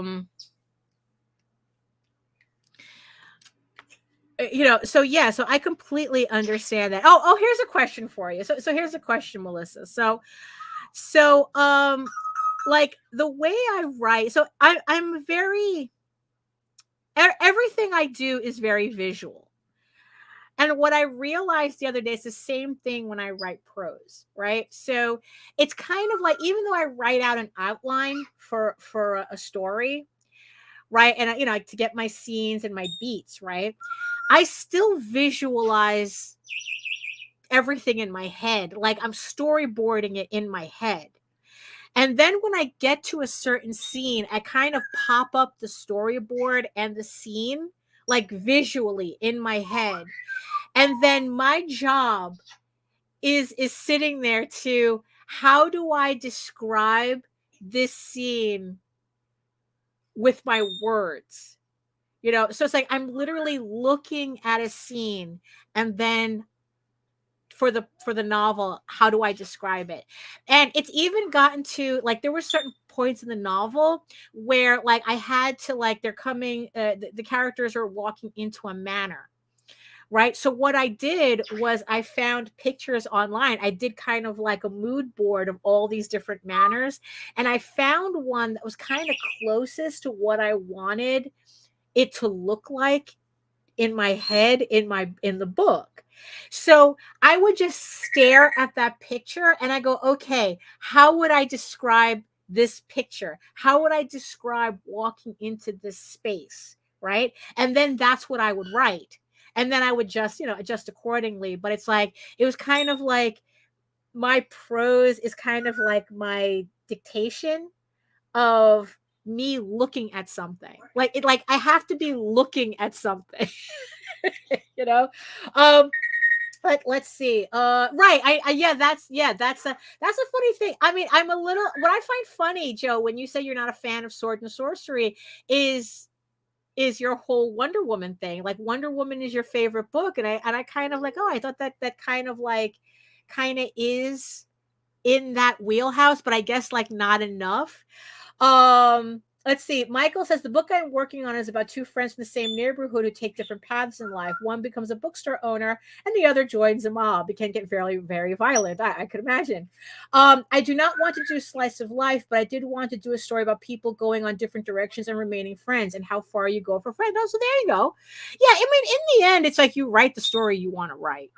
It's like there's going to be, it's like, because in the end, it's like, writing for, it's like, this is the kind of like this weird thing in marketing, right? Because it's like, you read enough of these marketing books and you always got to kind of make sure that you pause when you read those things, because in the end, you have to remember you're not selling a widget, you're selling a creative endeavor. And in the end, the creative part of the thing has to come first. And then you try to find an audience that fits that. So it's like, so when they say, oh, you have to create for your audience, like, no, if you're building a fucking mousetrap or something, then you're creating for an audience. How many mice who want to know how many mice can that thing kill, right? But you're writing a book, you're doing something creative, and it's like, your question is, and so the question you have to ask yourself is like, well, does this story entertain me? It's like, because if I'm not entertained by it, why should anybody else be entertained by it? That's why you always have these authors who it's like they see that a genre gets like really popular and they think that, oh, I'll just knock something out and I'll make my money and run. And then like not even a week later, that book is in the bargain bin because everybody can see right through it that, oh, this is just a cash grab. I'm not interested. And so yeah, so it's like, it's just important, to write the story that you want to tell and then kind of worry about the marketing later as to who you're going to sell it to. And hold on, I think I kind of missed a point that right. So Jose was talking about writing prose for Oswald. Okay, I keep stopping there and then moving on. So he had said something to the equivalent of that. It's like, you can't call yourself a writer if you can't do prose. So, which is kind of, an interesting thing to, because to me, it makes sense, because it's like a writer who just does prose is a writer. But if you just write comic books, you're a comic book writer, but you're not a writer. So, well, you can take it up with him, Joe. Jake, you can take it up with him. And it's like, and that's kind of like, and because the thing, because it's like, it's like, what I find weird, because I personally find this part weird, is how many people write comics only by reading comics, but they don't read anything else. Like, they don't read novels, like they don't read anything else but comics. You know, and I kind of think that it's like, well, that's like sure, you can learn to draw by looking at other comics, but in the end you still have to study the actual, if you really want to really learn the basics, you have to learn fundamentals outside of comic book art. You know, so I don't know, when I hear people you know, when I you know, it's like when I see you know, when I see you know, well, when I hear people say that they don't read books, but they consider themselves a writer, I like go, how? You know, it's kind of like it's someone says like, "Oh, I'm an artist, but I don't like looking at other artwork, other art. I don't like going to museums. I don't like, um, you know, I don't like, you know, like to study art. You know, it's you know all these AI assholes, pretty much. You know, they want to do art, but they don't want to study it. You know, so it's like I don't know. It's like so. I definitely understand his sentiment when he says, um, you know, you know, well, you see, but you see that's the funny thing, Jake, because like just because you have an English degree doesn't mean you're a writer either. It just means you have an English degree. Just because you have a PhD doesn't mean you're a writer. You know, and it's like and because what it is like, you know, yeah, you can write your essays, you can write your PhDs, you can write your, you know, your whatever essays and your thesis and whatever, but it still doesn't mean you know how to tell a narrative, you know, or at least tell a narrative in a way that's actually entertaining. You know, whatever the narrative is. So I don't know. I don't know. It's like you know, I definitely, you know, it's like, yeah, if I hear somebody say that they're a writer but they don't read, it's like that's kind of sus to me. You know, um, you know, it's like that's it's like because it's like that because to me it's like when people say, "Oh, I love comics, but I don't read them."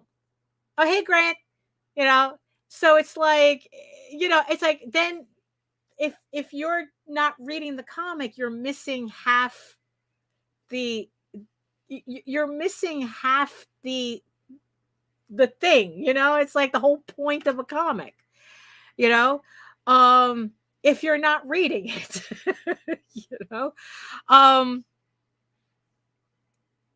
you know, I mean it's you know, yeah, so like I said, that's probably that'll probably be a topic on one of Jose's future shows. We could duke it out there.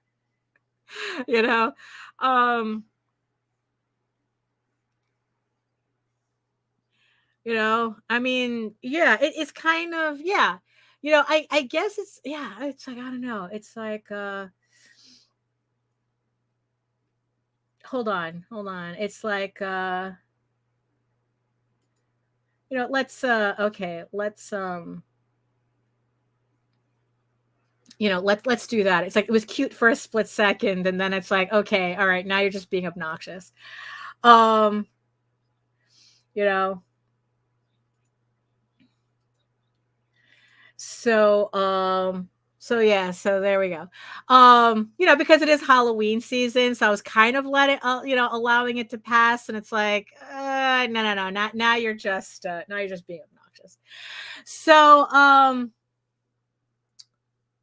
so yeah, so yeah, so that's oh, Rex. You know what it is? It's like because I keep confusing. I keep forgetting I'm in Clip Studio, and then I try to use Photoshop shortcuts, and that's not how they work.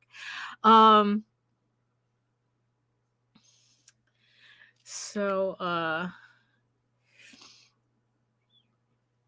so yeah, so here's the thing. All right, so I guess here's the question: could you take your comic book, whatever it is that you're doing, could you take your comic book and turn it into a novel? Could you do that? It's like, it's like, can your story be told in those mediums?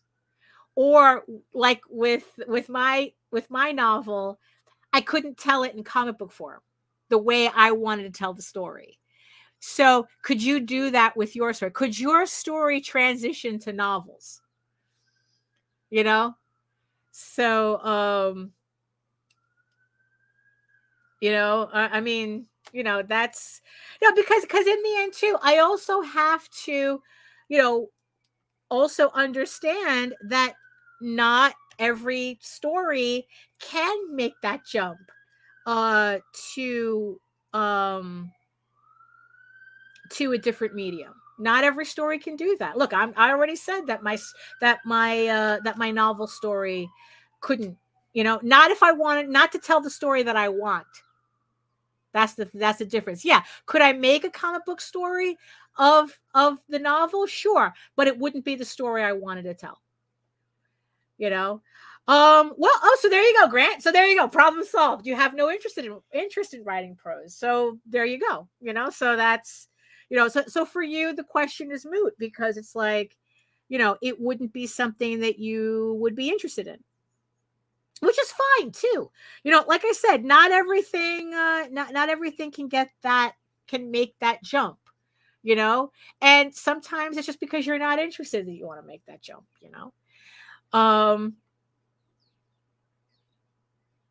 because what's funny is that I know that there has been attempts in the past, like Jose has written prose short stories for Tall Tales.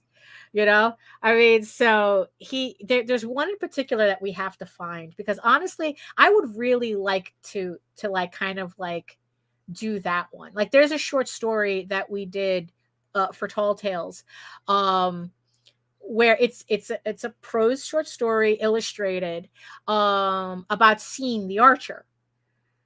So where Gabrielle got a short comic book story, Scene got a little short story, a literal short story. So I don't know if he still has that story or not.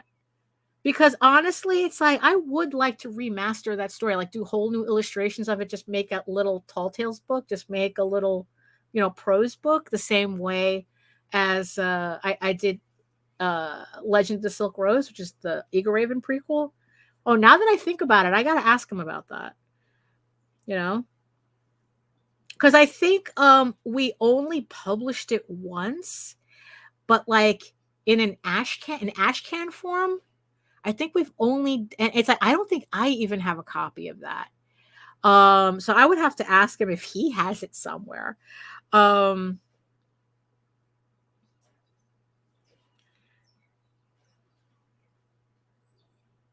about something being a little tricky to write, but not really.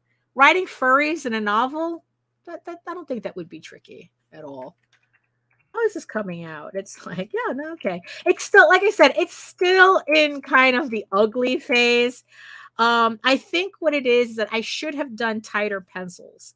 What it is that, it's like my sketch is a little too sketchy for me to be a little bit more confident in the lines.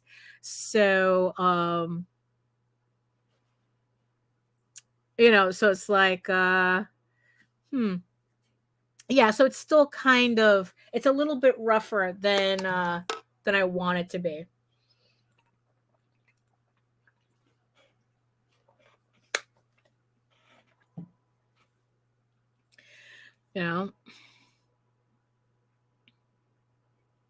So yeah, so it's like let's see. Draw while zoomed out. Yeah, that is that should be yeah, you know what it is? If I had a bigger Cintiq, I probably would be doing that more. Because the cursor gets so small on this screen that I don't know. I just have kind of like a hard time with the crosshairs as opposed to just actually seeing the lines. But you know what? We'll do that. We'll do that. So yeah, So yeah, I mean, there's still there. Yes, there's definitely a lot of stuff on this that I'm gonna have to fix. I need to tighten. Yeah, because I'm working on a Cintiq 16 Pro. And look, it's like, look, Clip Studio Paint has been a lifesaver for me because it's really optimized for this, for the Cintiq. The problem is that I still regret being cheap when I bought it. I mean, I was looking up some prices on something, and it was for an iPad. I'm kind of thinking of getting an iPad Pro. Allison really suggested an iPad Pro, and so did Nita. Because I was thinking of getting a Surface because Visenia recommended a Surface, but Nita was saying that they have a Surface and they have so many problems with it that she says just get an iPad.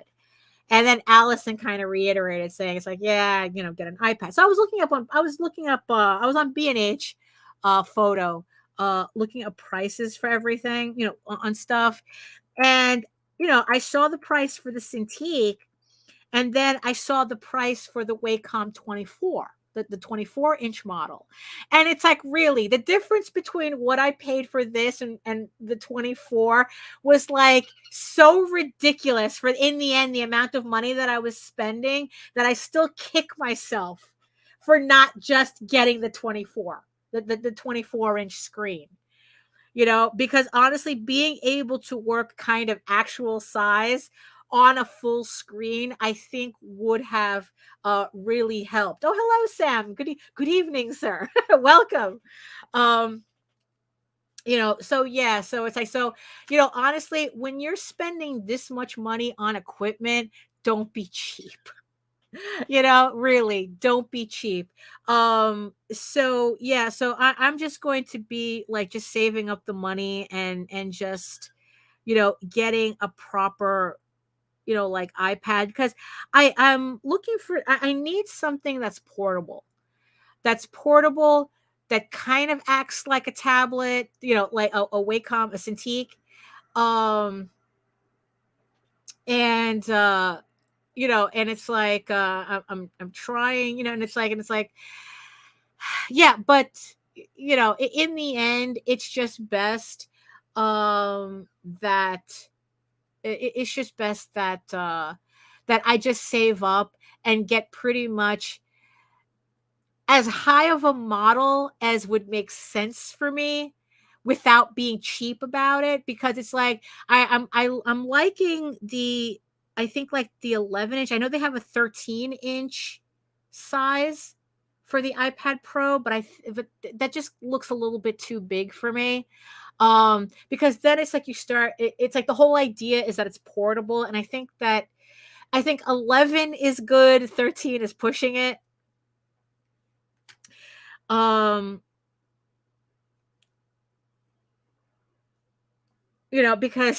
yeah, it just would be nice to be able to, like, move around the house and still be able to work, without feeling like I'm tethered to my desk.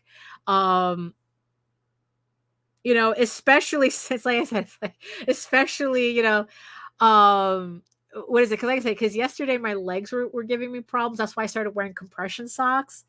Because it's like I forget as to how much sitting I'm doing.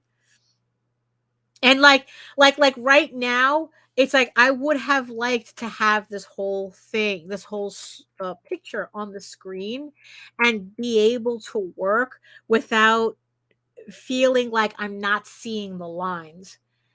Hold on. Oh, we got another one. So I'm not seeing the lines. So yeah, so that's what I'm looking for on an iPad Pro. So it's so that's yeah, because I don't know.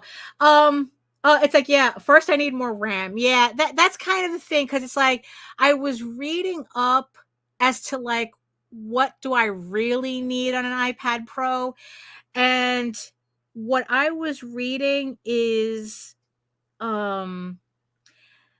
that what is it, the 256, get like the 256 with the 16 megs of RAM and you should be okay. Because I'm not looking to do video editing on it. It's like I'm literally just going to use it to run Clip Studio Paint and Photoshop. So I don't need, so it's like, so we're talking about what, like $1,100 right now for that, you know? So hold on, let me just, oh, there, everyone's coming out today. So yeah, so that's what I'm looking for. I'm looking at, but still though, it's like the fact that what is it that yeah, I regret not buying the 24-inch Cintiq. So hold on for a sec. Hold on. There we go. So so yeah, so that's yeah, that's what I'm looking at. Yeah, I'm kind of looking to upgrade. Well, I don't know, is it really an upgrade? I just want to be able to move around, and it's not a laptop. That's the thing that I was really like looking for an alternative that's not a laptop. And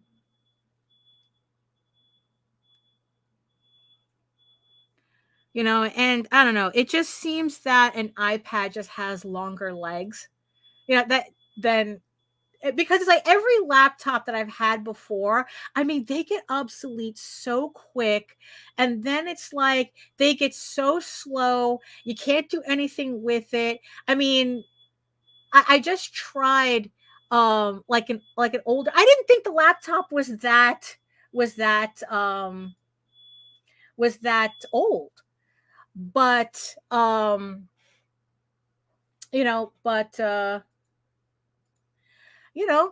it just wouldn't work. It was just so slow, and it's like, what, I need something that's a little bit more, that, like I said, has more legs um uh for what I need it for, because it's like I want to be able to do this on the go.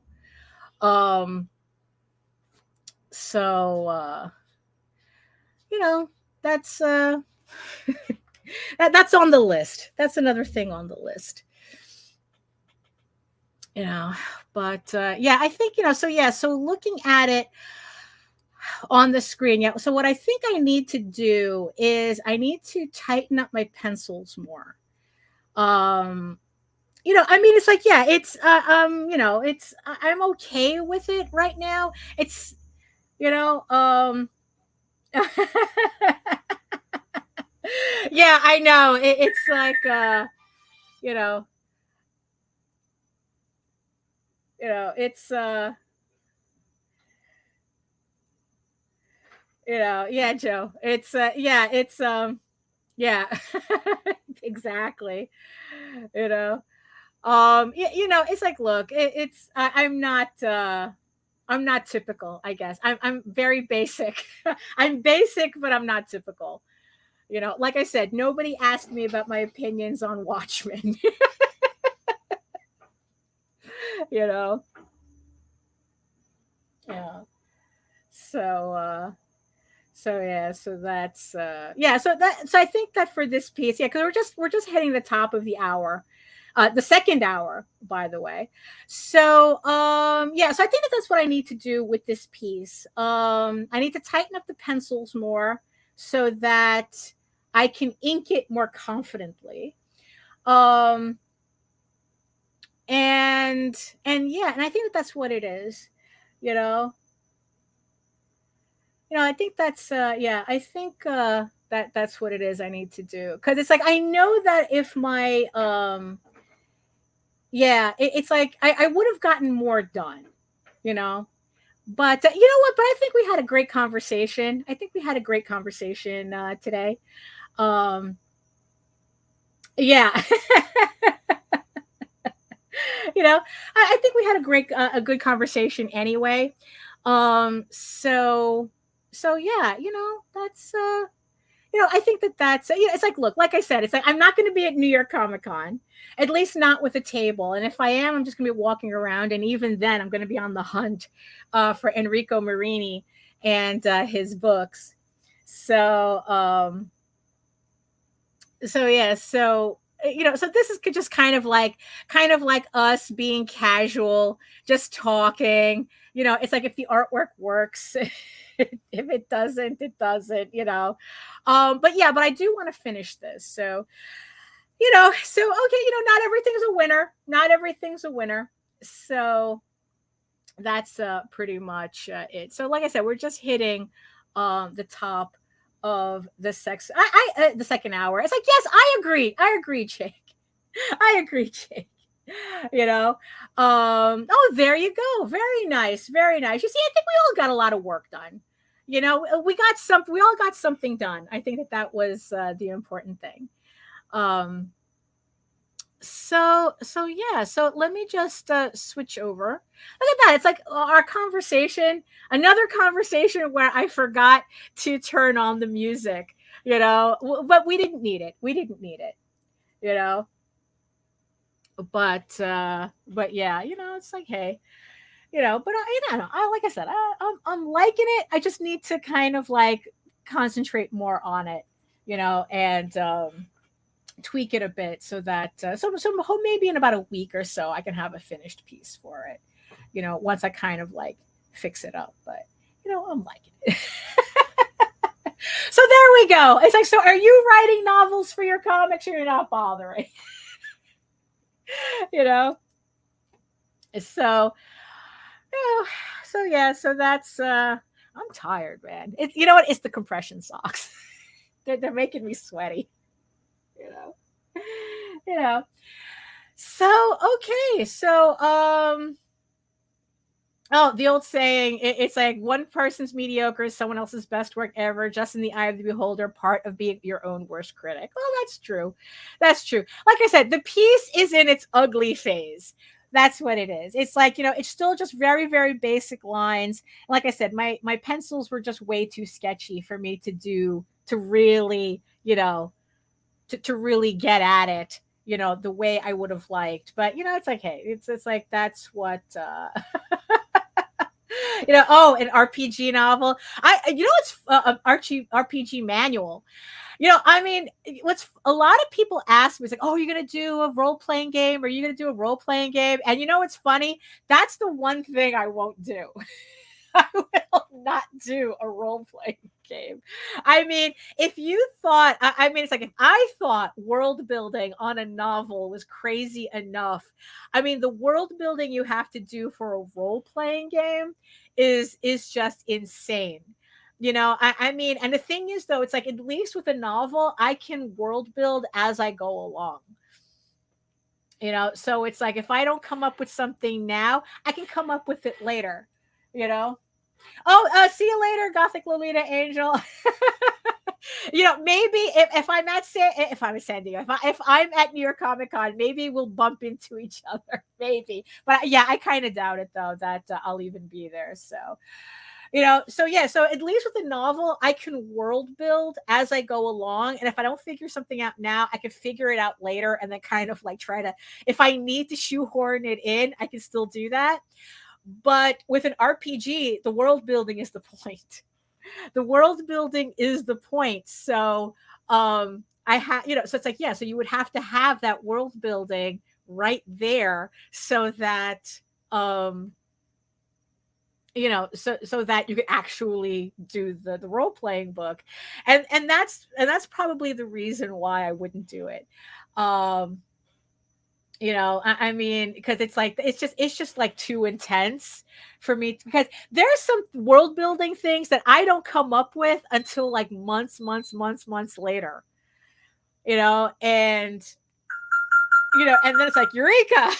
It's kind of like that, so the idea of like having to come up with that world building, kind of like in one setting. I know it's not one setting, but it's like, in one sitting, and then that's it. That's the world. It's like no backsies, right?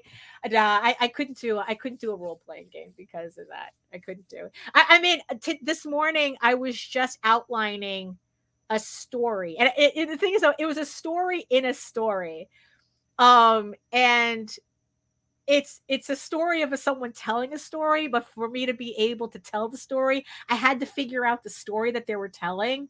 So I had to outline that story so that I could tell the other story. I mean, it was just like all weird. But yeah, we can talk about that one later. So here we are at the top of the second hour. We made it. Got a little hairy there for a second, I must add. That's why I had to take down the chat. But but you know what? It's fine. It cleared up. It's like sometimes you kind of get, how sometimes you kind of, a sewer main breaks and you got to wait for everything to kind of like get flushed to the side. And and then everything clears up again. It was kind of like that for a little bit, but I think we're good. So here we are at the end. As Jake said, another successful rotation. Thank you so much for joining me today for this 2 hours. It's like, look, we got something done, and I hope you guys who were working with me got something done as well. Yes, I want to thank everybody in the chat for joining me and keeping me company, except for those of you who I shouldn't have been there to begin with. You know who you are. It's thank you so much to the people, to all my eyeball people watching from regions beyond. Thank you so much for sticking out with me as well. So that's pretty much it. I hope you got a lot of work done. You know what? I got work done too. It's like, so after this, I'm going to go back to coloring more pages for EGORAVEN issue 8. Like I said, I got 3 more pages done, and I left to do. So that's pretty much it. So hold on. I want to try something today, just at the end here. Hold on. Okay. So let me actually, you know what? Let me do this. Actually, this will work. So I just want to thank everybody who supported EGORAVEN Medieval Unicorn Viking Slut on Kickstarter right now. Thank you to the 171 people who have pledged. Thank you so much for that. We still have 15 days to go. And like I said before, there is a sister campaign, Sky of Thorns. Oh, look at those numbers go up. Oh, look at that. 19,000. So Sky of Thorns is the sister campaign. I'm doing a collaboration with Christopher Crawford for her fantasy novel. So if you pledge both to EGORAVEN and her campaign, not only do you get the bonus print that was unlocked in her campaign as well, but you will also get a bonus collaboration print by supporting both the campaigns. So thank you so much for that. Also, just a reminder that the Oswald Chronicles, The Light That Attracts, will be returning to Kickstarter. It's in pre-launch right now, so make sure you hit the notify me on launch so that you get notified when the campaign goes live. Because Jose, he just goes live whenever he feels like it. There's no schedule for anything. Also, new on the list, Star Noir Book 2. This is from Tony James, who happens to live in my neighborhood somewhere. So he has his own book coming on Kickstarter right now. Star Noir Book 2, a 1940s detective teams up with a gray alien to stop a shapeshifter killing LAPD officers in Central Station. So 105 backers. He has a $10,000 goal goal. He's almost halfway there. So yeah, 36 days to go. So that's also on Kickstarter as well. Speaking of aliens, our very own Sam Vera from Catch the Craze, book 6 with There's an Alien in My Toilet, on Kickstarter right now. If you like all ages comedy, slapstick comedy, this is the book for you.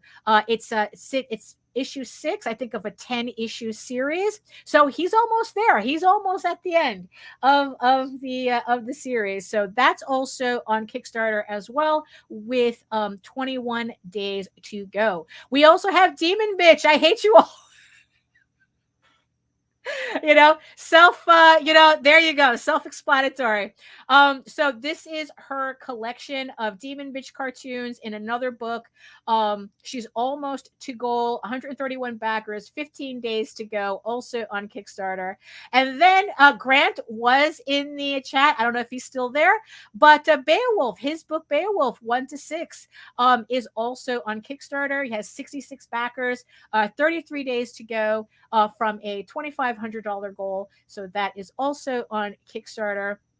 And then we have John Celestri's Fire Fist Angel Book 2, also on Kickstarter, 10 backers, 21 days to go. He's very close to reaching his $500 goal. So again, also on Kickstarter. And this is a new one. This is from our very own Hojo, who we usually see on the vlogs on Mondays and Fridays. So he has a book coming out, The Mythicals, which is going to be on Fund My Comic. So it is, it says here the campaign is approved, but it hasn't started yet.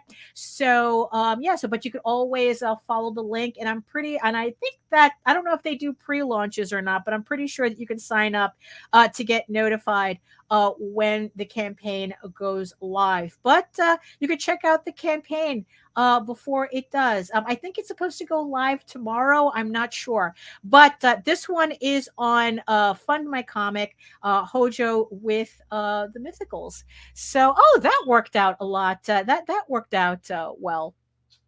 So I'm very happy with that. So, okay. I thought I had to change screens a bit. So again, thank you so much, everybody, for joining us. And if you want, hold on. There we go. Now we're official.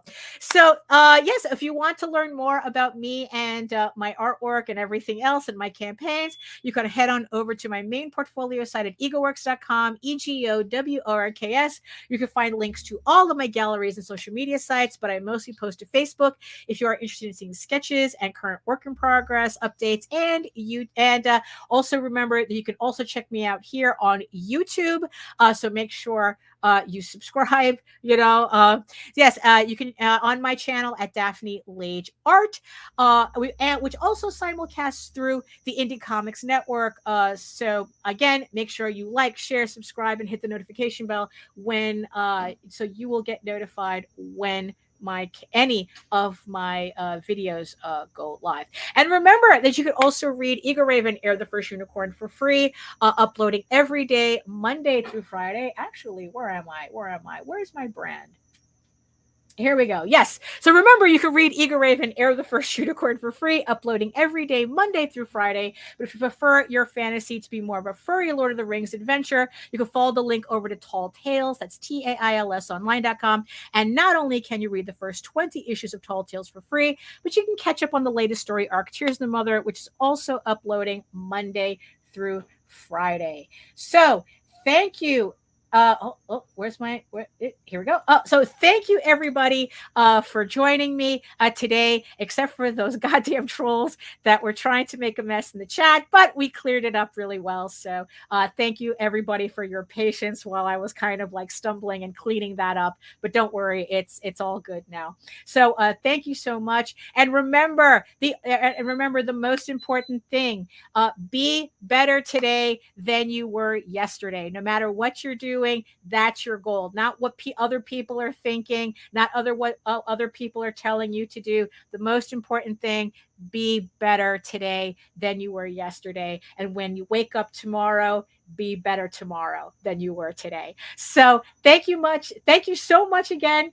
And and we'll see you next time. You are all weirdos.